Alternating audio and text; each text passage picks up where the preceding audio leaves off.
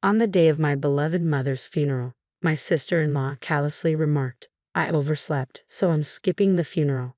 It was a cruel twist after she had coerced my frail mother into spending nearly $200,000 on a new house. Suppressing my outrage, I managed to respond, "Fine, but you'll regret this decision, sis." "I regret nothing. Have a good one," came her dismissive reply before she hung up. After the funeral, when I confronted my brother with something, even his typically gentle demeanor turned to anger. "Lisa, I need your help. We're going to make her pay," he said, his voice laced with fury. "My name is Lisa. At 28 years old, I'm single with a fulfilling job that keeps me busy every day, but I'm holding up well despite the challenges. Today, a weekend and a rare day off from work, I returned home to my mother's house after a long absence. "Hi, Mom. How have you been?" I greeted her warmly. "Welcome back, Lisa. I'm glad to see you," she replied with a gentle smile. We sat together, sipping tea and catching up. My mother has always been kind, gentle, and elegant. It's been a few years since my father passed away, leaving her to live alone. Both Dad and I have always worried about her health because of her frailty. On my days off, I make it a point to visit her and spend time together. "Mom, has anything troubling happened recently?" I asked, sensing there might be something on her mind. "Well, there's something," she began, her expression growing serious. Just as my mother was about to speak, the doorbell chimed. "Oh, that must be Stephanie," I remarked. "Stephanie? Was she expected today?" my mother questioned. "Not exactly, but she drops by like this from time to time. I'll go see," I replied, heading towards the door.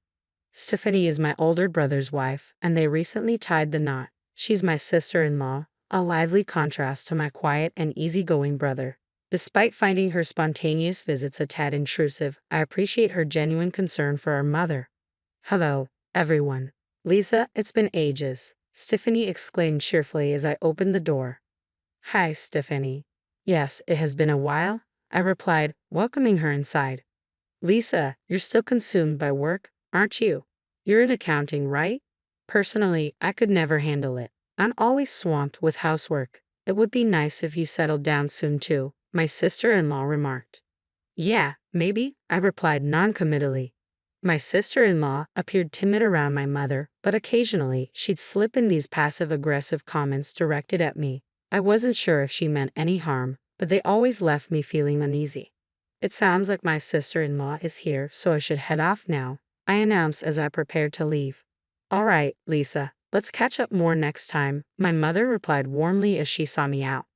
I couldn't shake the feeling that there might be tension between Mom and my sister-in-law. Mom never spoke ill of others, so I worry she might be holding something back. Despite my concerns, I bid farewell and headed home. A few months later, Mom informed me that my brother was constructing an elaborate new house. Huh, my brother makes a decent income, but he's not exactly wealthy, right? And my sister-in-law is a full-time homemaker. How can they afford to build such a house? I questioned. "Well, I actually helped him out a bit with some money from your father's inheritance," my mother admitted. "How much is a bit?" I pressed. "About $20,000, I suppose," she replied calmly. "20K, Mom, are you serious?" I exclaimed, unable to hide my surprise. My late father had raised both my brother and me to be independent once we reached adulthood, so I couldn't understand why my mother would give away such a large sum of money. "Well, Stephanie, your sister-in-law came over almost every week, pleading for help. And besides, Andrew and Stephanie promised to take care of me since we'll all be living together." I couldn't refuse, my mother explained, her voice tinged with hesitation. "If you're okay with it, Mom, but are you sure this isn't too much?" I asked, concerned. "No, not at all. This will ease your worries and make life simpler for you, Lisa. I'm actually looking forward to this new chapter," Mom said with a smile. Later, they completed construction on their new home, and my brother, his wife, and Mom began living together. When I visited to bring the housewarming gift, I was astonished by the luxurious house. A modern-style kitchen and bathroom, expensive-looking interiors with pure wood, and a spacious backyard. It was clear my brother couldn't afford all this on his own. Proudly, my sister-in-law gave me a tour of the house. Afterward, I pulled my brother aside. "Congratulations on your new house, Andrew. Please take good care of Mom," I said quietly. "Thanks, Lisa." Don't worry, Stephanie will take care of Mom while I'm at work. I felt guilty about Mom offering to help, but we're determined to make her even happier now, he assured me. It appears my brother was unaware that his wife had been repeatedly visiting our mom to ask for money for their new house. He's generally good-natured and kind, but his obliviousness concerns me at times. All right, just make sure you look after her, I reminded him. Of course, leave Mom to us and focus on your work, he replied. Let's not talk about work, I quickly corrected myself. Oops, sorry about that. After our conversation, I handed him an envelope containing some cash and a standing clock. This clock also monitors health, so please place it where Mom can see it in the living room, I explained. Thanks. This clock is pretty advanced, huh? It should be good for Mom. And it looks stylish too. Let's place it here, my brother agreed, setting the clock on a shelf in the living room. I should head home now. Take care, I said, preparing to leave. My sister-in-law was occupied with a phone call in another room as I departed the grand house, with my mother and brother seeing me off. 6 months passed peacefully, during which my concerns about Mom lessened as she seemed to be settling in well with my brother and his wife. I focused on my work, assuming these days would continue indefinitely, until the unexpected news of Mom's passing reached me. When my brother returned home from work, he discovered that our mother had passed away alone in her room. The doctors later explained at the hospital that her pre-existing heart condition, aggravated by overexertion, likely caused her death. Mom, why so suddenly? I wish I had come home earlier. I'm sorry, I lamented, overwhelmed with grief. My brother and I held on to our mother's lifeless form, tears streaming down our faces. Stephanie, my sister-in-law, was noticeably absent. Brother, where's Stephanie? Wasn't she supposed to be here? And what do they mean by overwork? I asked, my voice trembling. Stephanie wasn't here. As for overwork, he began, struggling to find the words. I'm not sure either. Stephanie took care of all the household chores, so this doesn't make any sense, my brother admitted, sounding perplexed. Despite my unease, I interjected, first, we need to arrange our mother's wake and funeral.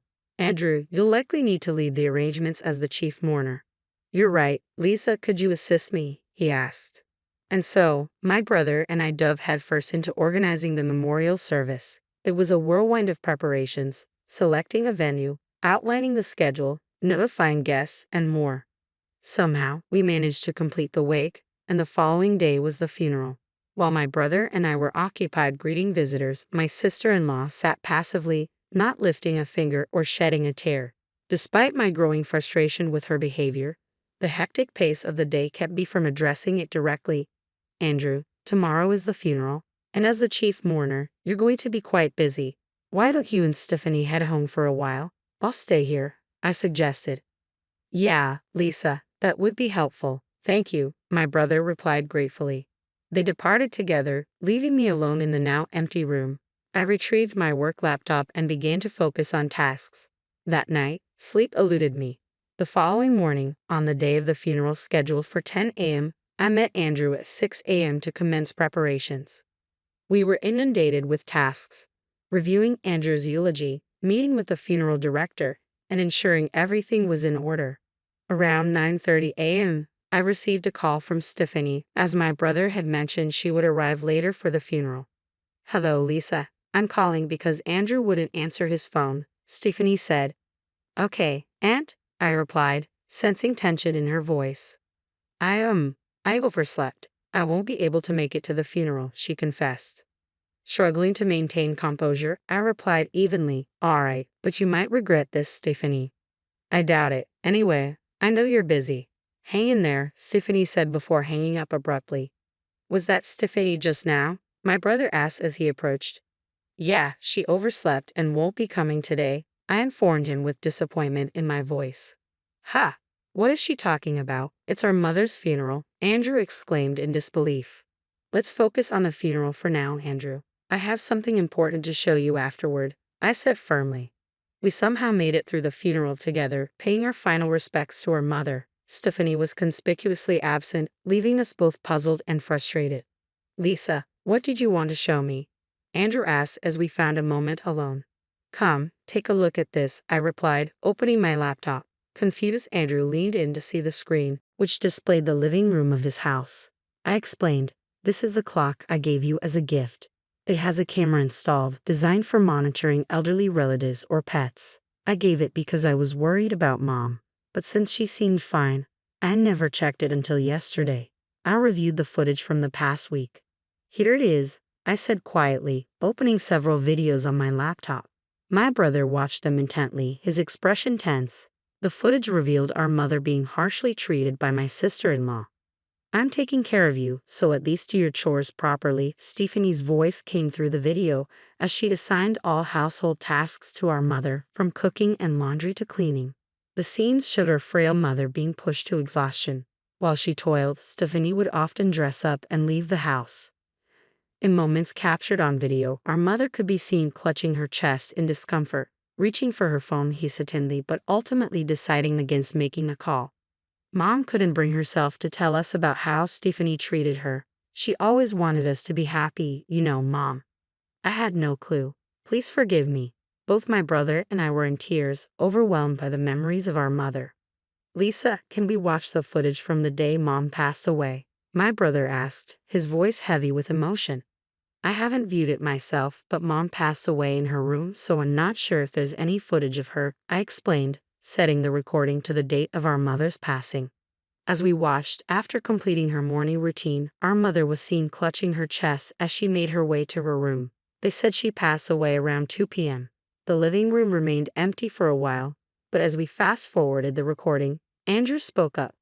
"Hey, look at this. Stop and turn up the volume," Andrew exclaimed urgently. Around noon, my sister-in-law appeared on the camera feed. As we increased the volume, her voice became clear. "Hey, mother-in-law, mother-in-law."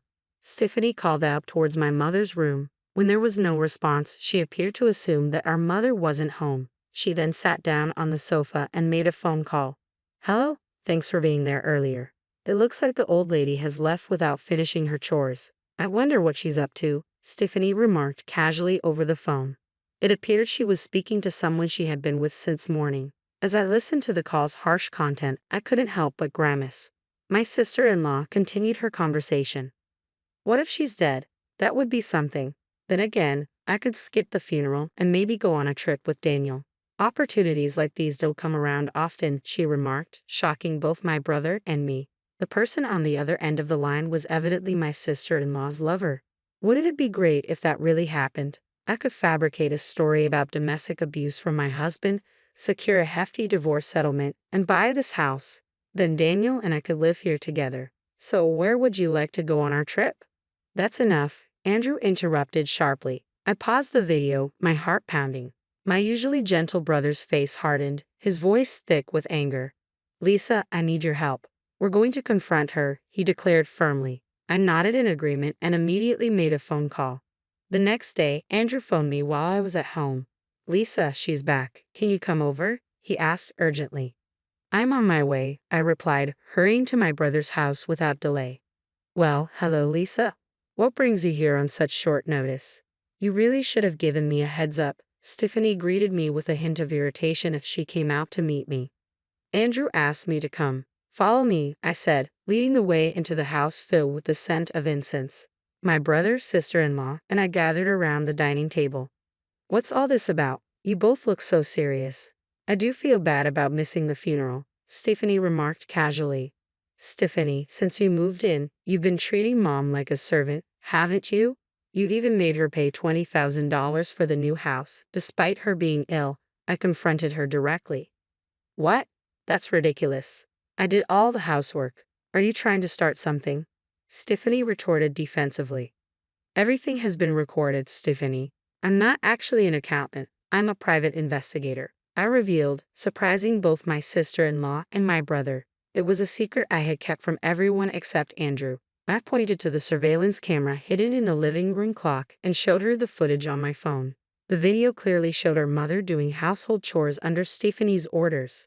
"What? This is a violation of my privacy. How could you do this?" "Delete it immediately," Stephanie protested angrily. "I installed it as the homeowner. I have every right to do so. It's not a violation of privacy," Andrew responded calmly but firmly. "What's going on here?" And why are you suddenly talking about being a private investigator? Stephanie's voice trembled, a realization dawning on her. Andrew silently dialed his phone. Soon, the audio of Stephanie's earlier phone call began to play. I might just skip the funeral and go on a trip with Daniel, and maybe fabricate some story about domestic abuse for my husband to get a big divorce settlement, the recording revealed. Stephanie's face turned pale as the truth sank in. No, this isn't what it looks like. Please let me explain, she pleaded desperately. What's the difference? Explain yourself, Andrew demanded, his tone cutting through the tension in the room. My sister-in-law stammered, trying to concoct excuses. He's just a friend. We were joking. There's no cheating going on here, right? Where's the evidence? But there is, I stated calmly, laying out several photos on the table. Each one depicted Stephanie and another man, leaving a resort together, being intimate in their car, and entering a hotel upon their return, undeniable proof of infidelity. What? How did you get these? Stephanie gasped, her face draining of color. You discussed it over the phone, remember? You planned your trip and how you'd spend the night together. I had someone from our company take these photos, I explained firmly. Stephanie recoiled in shock. How could you do this, especially during our mother's funeral? As I calmly laid out the situation, Stephanie's composure began to crack. Oh, enough. What's wrong with all of you? She exclaimed, her voice rising in frustration. There's no way we can continue this marriage, Stephanie, Andrew stated firmly. We're getting a divorce and I'll be seeking alimony. You'll need to move out of this house. Excuse me. Stephanie's disbelief was palpable, causing Andrew and me to exchange a knowing glance. What do you mean? Stephanie demanded, her tone tinged with defiance. I mean, in a divorce, the guilty party often pays compensation, Andrew clarified. What? Stephanie gasped, her earlier confidence faltering as the reality of the situation sunk in. Clearly, you're even more foolish than I realized. It's pathetic. As Lisa said, I'll be seeking alimony from you and your lover, Andrew declared firmly. What? Stephanie's voice trembled with disbelief. And I'm telling you to leave. Don't come back, Andrew continued, his tone resolute. No, this can't be happening, Stephanie protested weakly. I handed Stephanie her suitcase, which she took silently, still in shock. I escorted her to the door and closed it behind her. Turning back to Andrew, I gently placed a reassuring hand on his shoulder. 6 months later, my brother's divorce from my former sister-in-law was finalized. She contested it in mediation, but the evidence my brother presented left little room for argument. It also came to light that she had been recklessly spending from their joint bank account. According to my brother, the divorce settlement ended with minimal division of assets. True to his word, Andrew pursued alimony from both his ex-wife and her lover. The lover, who had planned to live off the substantial alimony from Andrew, was outraged by the unexpected claim and promptly ended the relationship with Stephanie. With no place to go and abandoned by her lover, my ex-sister-in-law now resides alone in an old apartment, making ends meet with part-time work. My brother went through a tough time. He eventually sold the house, feeling disillusioned with marriage, and now lives alone. Seeing him struggle with loneliness, I've been considering introducing him to a kind woman I met through work recently. She's also divorced, so I think they might connect well. With that in mind, I head out today, focus on my work once more.